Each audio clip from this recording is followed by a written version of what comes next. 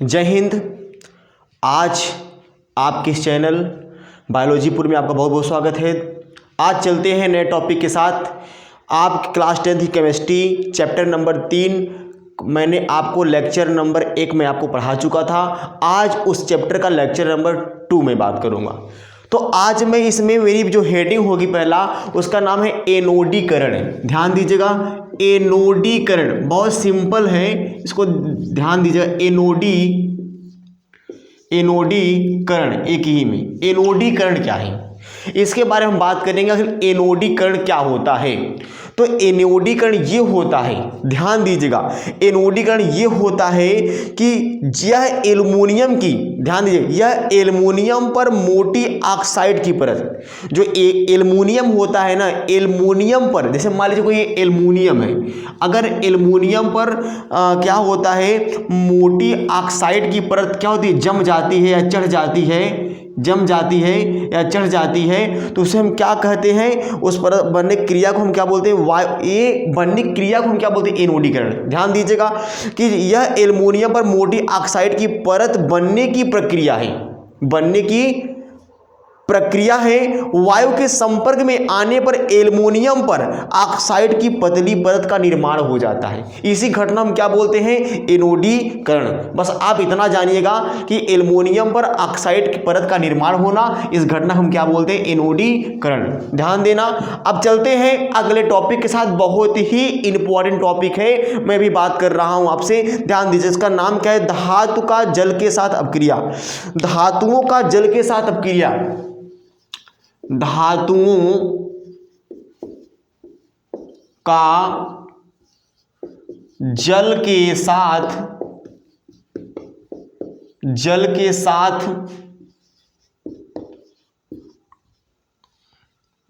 के साथ अभिक्रिया। धातुओं का जल के साथ अपक्रिया। आप ध्यान देना, कोई भी धातु, अगर कोई भी धातु है, कोई मेटल है, अगर जल के साथ अपक्रिया कर रहा है तो क्या बनाएगा, आपको मालूम होना चाहिए कि धातु ऑक्साइड क्या बनाएगा, धातु ऑक्साइड और प्लस हाइड्रोजन बनाएगा। क्या बनाएगा, हाइड्रोजन बनाएगा। ध्यान दीजिएगा। अब अगर किसी धातु को अगर आप जल के साथ अपक्रिया कराते हो तो क्या बनता है, मान लीजिए धातु है, कोई धातु है, अगर जल के साथ अपक्रिया कराओगे तो क्या बनेगा, धातु ऑक्साइड और हाइड्रोजन गैस निकलती है। तो यही क्या है, धातुओं का जल के साथ अपक्रिया। मैं डिफिनेशन आपको बता दिया, डिफिनेशन एक रिएक्शन के द्वारा मैं आपको डिफिनेशन बता दिया। किसी ने आपसे पूछा, अगर कोई बंदा आपसे पूछ लिया कि धातुओं के साथ, अगर धातुओं का जल के साथ अपक्रिया कराएंगे तो क्या बनेगा, तो आप बस यही कहोगे, किसी धातु का अगर जल के साथ अपक्रिया कराओगे धातु ऑक्साइड और हाइड्रोजन गैस बनती है। इतनी बात आपको समझ में आ गई होगी, मैं आशा रखता हूं। अगर मान लीजिए अगर कोई धातु ऑक्साइड है, अगर जल के साथ अपक्रिया कराओगे, मान लीजिए कोई धातु ऑक्साइड है, ध्यान दीजिएगा, अगर कोई धातु ऑक्साइड है, अगर कोई धातु ऑक्साइड है, अगर आप क्या करोगे, जल के साथ अपक्रिया कराओगे तो क्या बनेगा, अगर आप जल के साथ अपक्रिया कराओगे तो ये क्या बनेगा, वो आपका क्या बनेगा, धातु हाइड्रोक्साइड बनेगा। क्या बनेगा, धातु हाइड्रोक्साइड बनेगा, हाइड्रोक्साइड बनेगा। इतनी बात आपको समझ में आ गई, ठीक है। अगर धातु ऑक्साइड का अपक्रिया कराएंगे जल के साथ तो क्या बनेगा, धातु हाइड्रोक्साइड। क्योंकि जो धातु होता है, जो धातु में जो जल होते हैं, जल क्या करते हैं, वो हाइड्रोजन होता है वो किसी धातु में ऐड हो जाते हैं, उसको हम क्या बोलते हैं, धातु हाइड्रोक्साइड। चलिए अभी हम रिएक्शन की बात कर लेता हूं फटाफट। इसी हेडिंग में जो रिएक्शन है, एक रिएक्शन है, ध्यान दें। आप जानते हैं पोटेशियम और सोडियम, बहुत आप अच्छे से समझिएगा कि पोटेशियम, सोडियम और पोटेशियम, मेरी बात ध्यान देना आप अच्छे, बहुत ही इंपॉर्टेंट पॉइंट आपको मैं बताने जा रहा हूं। सोडियम एवं पोटेशियम जैसी धातुएं ठंडे जल के साथ अपक्रिया करती हैं। ये जो सोडियम पोटेशियम ऐसी धातु है, ऐसा मेटल है कि जो क्या होता है, ठंडे जल के साथ अपक्रिया करती है, गर्म जल के साथ अपक्रिया नहीं करती है और ऊष्माक्षेपी होती है। ऊष्माक्षेपी का मतलब होता है जहां से ऊर्जा निकलती है उसको हम ऊष्माक्षेपी कहते हैं। उसको हम क्या बोलते हैं, ऊष्माक्षेपी कहते हैं। और क्या होता है, और हाइड्रोजन भी क्या होता है, निकलता है, प्रज्वलित होकर हाइड्रोजन भी निकलता है। जैसे मैंने अपक्रिया करा दिया कि सोडियम, मैं आपको बताया कि सोडियम और पोटेशियम ऐसी धातुएं हैं जो ठंडे जल के साथ क्या करती हैं, अपक्रिया करती हैं। क्या करती हैं, अपक्रिया करती हैं। अगर हम कहते हैं 2Na2K तो यहां हम लिख दो 2H2O 2H2O।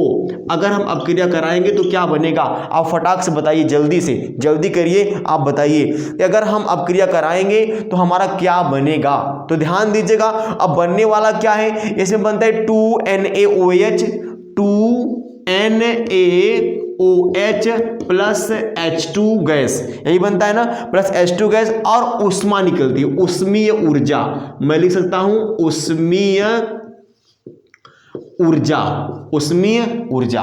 ध्यान देना, अब यहां सोडियम 2 था तो सोडियम के आगे 2 है, ऑक्सीजन भी 2 था, ऑक्सीजन के आगे क्या है, 2 है। तो बताओ इतना ऑक्सीजन की बैलेंसी पूरा हो गया और सोडियम की बैलेंसी पूरा हो गया। अब यहां हाइड्रोजन क्या है, 2 यहां है, 2 आगे है, 2 दूनी 4, हाइड्रोजन 4 है तो 2 हाइड्रोजन यहां पे है और 2 यहां है। ठीक है, मैंने आपको बताया कि जो धातु होते हैं वो जल के साथ अपक्रिया, अब मैंने आपको बताया धातुओं का जल के साथ अपक्रिया मैं करा रहा हूं। पहले तो मैं आपको एक डिफिनेशन तौर पे मैंने आपको रिएक्शन बताया, अब यहां मैं आपको यह बता रहा हूं कि धातु है ये और ये जल के साथ अपक्रिया कर रही है, ये धातु है जल के साथ अपक्रिया कर रही है, तो हमारा क्या बनेगा, सोडियम हाइड्रोक्साइड। यानी हमारे ये धातु ऑक्साइड, मतलब कि कहने में धातु हाइड्रोक्साइड है, धातु यहाँ धातु हाइड्रोक्साइड बन रहा है। क्या बन रहा है, धातु हाइड्रोक्साइड। मैं भी आपको बताया था कि धातु हाइड्रोक्साइड बनता है और H2 गैस और ऊष्मा भी निकलती है। अब एक रिएक्शन यहां पर भी है 2K, पोटेशियम के आगे 2 है, मैं 2K लिख दिया, O भी कितना है, 2, चलो O भी 2 हो गया। और क्या है, H अगर हम लिख देते, H की बैलेंसी कुछ पूरा हो जाएगी। और अब यहाँ 2H बच रहा है तो दूनी 4 H है, 2H यहाँ आ गया और यहाँ H2 आ गया और प्लस क्या हो गया, ऊष्मीय ऊर्जा यहाँ भी आ गई। इतनी बात आप समझ पाए होंगे बहुत बड़े अच्छे तरीके से। और ध्यान दें, जल के साथ कैल्शियम की अपक्रिया थोड़ी धीमी होती है। ठीक है, जल के साथ जो कैल्शियम होता है, अगर हम कैल्शियम से अपक्रिया कराएंगे, कैल्शियम, अगर हम कैल्शियम की बात कर लें, किसकी बात कर लें, कैल्शियम, अगर हम कैल्शियम ले लें और प्लस 2H2O ले लें, ठीक है, 2H2O, इसकी अपक्रिया थोड़ी सी क्या होती है, धीमी होती है, थोड़ा ध्यान दीजिएगा। अब बनेगा क्या, CaOH twice calcium hydroxide plus H2 बनता है। कैल्शियम 1 है, कैल्शियम A है, 1 है, ऑक्सीजन 2 है, तो ऑक्सीजन क्या है, 2 है, ब्रैकेट के बाहर 2 है, 2 होगा, और 2 दूनी 4 H है, 2 H यहाँ पे है, 2 H यहाँ पे, बैलेंसी पूरा हो गया। तो मतलब जो कैल्शियम होता है इसकी जो अपक्रिया होती है, धातु है ये, लेकिन इसकी जो अपक्रिया होती है थोड़ा सा स्लो होती है, स्लो मोशन में होती है। इतनी बात समझ पाए होंगे। जरा एक नोट पॉइंट की बात आ गई, नोट पॉइंट की बात आ गई कि aluminium iron zinc, aluminium iron zinc, ध्यान दीजिएगा। अगर हम बात करेंगे, एल्युमिनियम हो गया, ठीक है, और क्या हो गया, आयरन हो गया, आयरन हो गया, और Zn जिंक हो गया। इतना आप जानते हो, ये सब क्या है, धातु है। तो जो एल्युमिनियम हो गया, आयरन हो गया, जिंक हो गया, जैसी धातुएं न तो शीतल जल के साथ अपक्रिया करती हैं न तो गर्म जल के साथ अपक्रिया करती हैं। ध्यान देना, बहुत अच्छी पॉइंट है, इसको आप नोट करिएगा। एल्युमिनियम आयरन जिंक ऐसी धातुएं हैं न गर्म जल से न ठंडे जल से अपक्रिया करती हैं, अपक्रिया करती हैं तो भाप से करती हैं, स्टीम से करती हैं। इतनी बात आप समझ पा सकते हो। ये क्या होती है, अपक्रिया करती हैं लेकिन भाप के साथ अपक्रिया करके ये ऑक्साइड तथा हाइड्रोजन गैस प्रदान करती हैं। जैसे मैंने कहा, यहाँ 2 एल्युमिनियम है, ठीक है। और यहाँ पे अगर हम Fe की बात कर लें, चलो हम इसको 3 कर देते हैं, 3 कर देते हैं, और 3 करने में 3H2O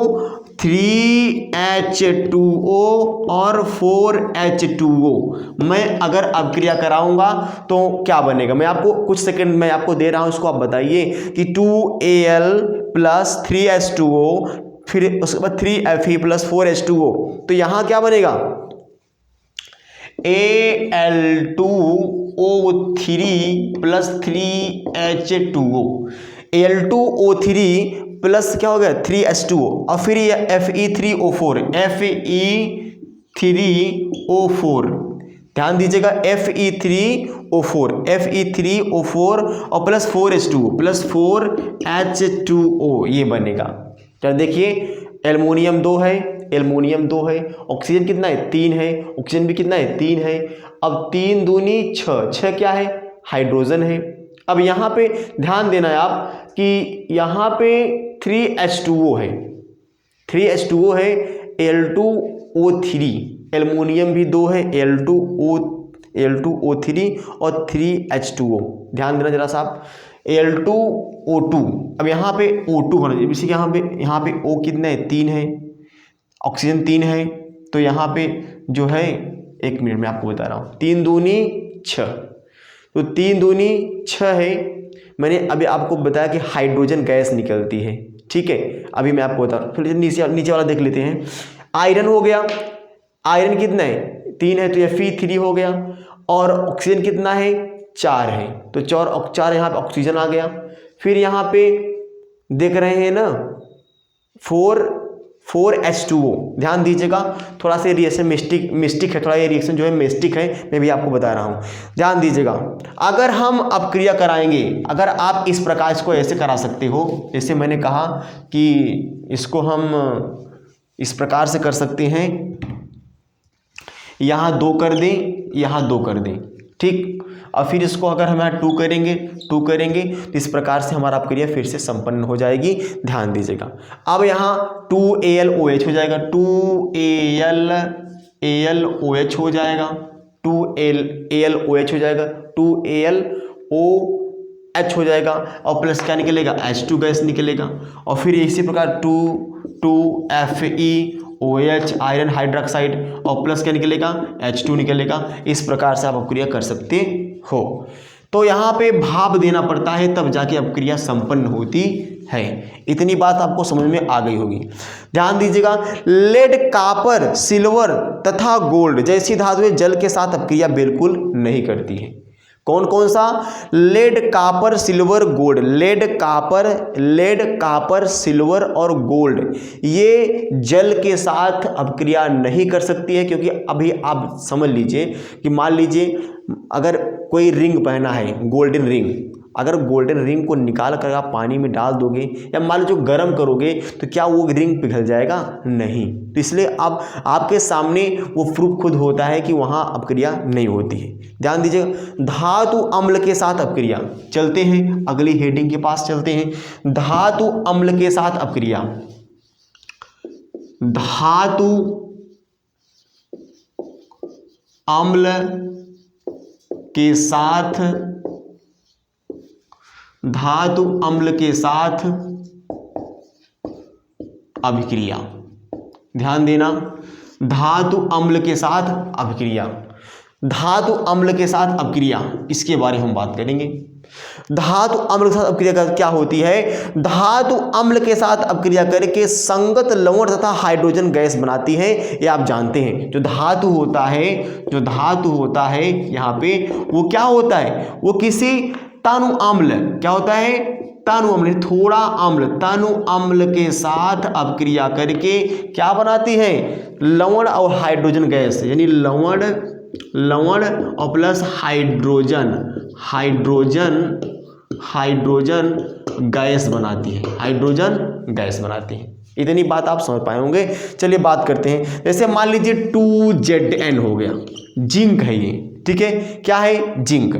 नहीं, 2 हटा दीजिए, यहाँ जिंक है और जिंक को आप करा दीजिए H2SO4 से, H2SO4 से, तो हमको H2 गैस बाहर निकालना है, ध्यान देना। अब जिंक पर प्लस चार्ज है, यहाँ माइनस, तो क्या हो जाएगा, जिंक सल्फेट हो जाएगा, ZnSO4, ZnSO4 और प्लस क्या निकलेगा, H2 गैस निकलेगी। इस प्रकार से आप करा सकते हैं। जैसे कि एक अब क्रिया और है, Mg plus H2SO4, Mg plus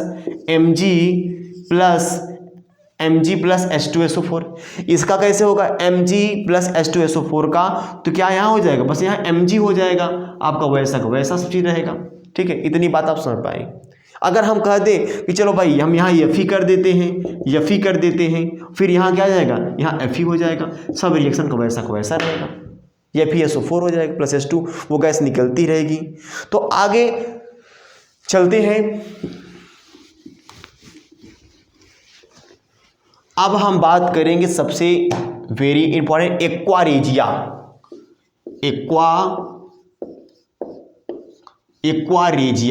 बहुत ही अच्छा पॉइंट है, एक्वारेजिया है क्या, इसको हम क्या बोलते हैं, रायल जल का लैटिन शब्द, ये रायल वाटर है, रायल वाटर का ये लैटिन शब्द है एक्वारेजिया। एक्वारेजिया होता क्या है, ये 3:1 क्या होता है, 3:1 के अनुपात में, अभी आप ध्यान दीजिएगा, 3:1 के अनुपात में सांद्र HCl क्या होता है, सांद्र HCl क्या होता है, सांद्र HCl होता है, हाइड्रोक्लोरिक एसिड, यानी सांद्र HCl हो, मतलब कि हाइड्रोक्लोरिक अम्ल होता है, एवं सांद्र नाइट्रिक अम्ल, सांद्र क्या होता है, नाइट्रिक अम्ल, HNO3, इसको बोलते क्या है, नाइट्रिक अम्ल।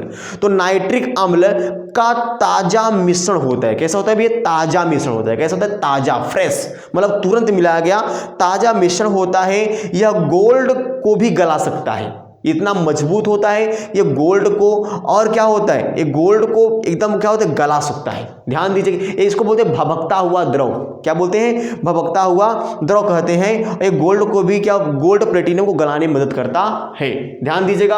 अब मैंने कहा एक्वारेजिया में कहा 3:1, यानी अगर 3 ग्राम ये है तो 1 ग्राम ये है, HNO3, यानी हम कह सकते हैं इस प्रकार से, यानी इस प्रकार से अनुपात लगा सकते हैं 3:1, मतलब कि 3 अगर 3 ग्राम HCl है तो, और 1 ग्राम क्या है, नाइट्रिक अम्ल, क्या होता है, नाइट्रिक अम्ल, ये दोनों भाई अम्ल है, ये हानिकारक, बहुत हानिकारक होते हैं। ठीक है, इन्हीं को बोलते हैं हम एक्वारेजिया, यानी HCl और HNO3 यानी हाइड्रोक्लोरिक अम्ल और नाइट्रिक अम्ल के ताजा मिश्रण को हम एक्वारेजिया कहते हैं। अब एक्वारेजिया एक प्रकार का भभकता हुआ द्रव है। भभकता हुआ द्रव का मतलब है किसी के ऊपर अगर रख दिया जाए तो उसकी जो बॉडी है ना, वो आर पार छिद्र हो जाएगा, पोर्स हो जाएंगे। तो ये गोल्ड और प्लेटिनम को गलाने में बहुत ही कारगर होता है, बहुत ही मददफुल होता है, ध्यान दीजिएगा, बहुत ही ज़्यादा मदद होता है ये चीज़। तो आज के लिए आपकी टॉपिक मैं यही रोक रहा हूँ, तो ध्यान दीजिएगा, कल की जो टॉपिक होगी चैप्टर नंबर इसी का लेक्चर नंबर 3 में वेरी इंपॉर्टेंट आपका लेक्चर रहेगा, उसमें सक्रियता श्रेणी रहेगी। सक्रियता श्रेणी में आपको मैं एक पॉइंट छोड़ूंगा नहीं, आपके पेपर में आने वाला है, तो इतना आप जान लीजिएगा। मेहनत करो, आप बस मेहनत करते रहिए, बाकी आपके साथ मैं हूं। तो दोस्तों आज की वीडियो मैं यहीं पे स्टॉप करता हूं। नमस्कार।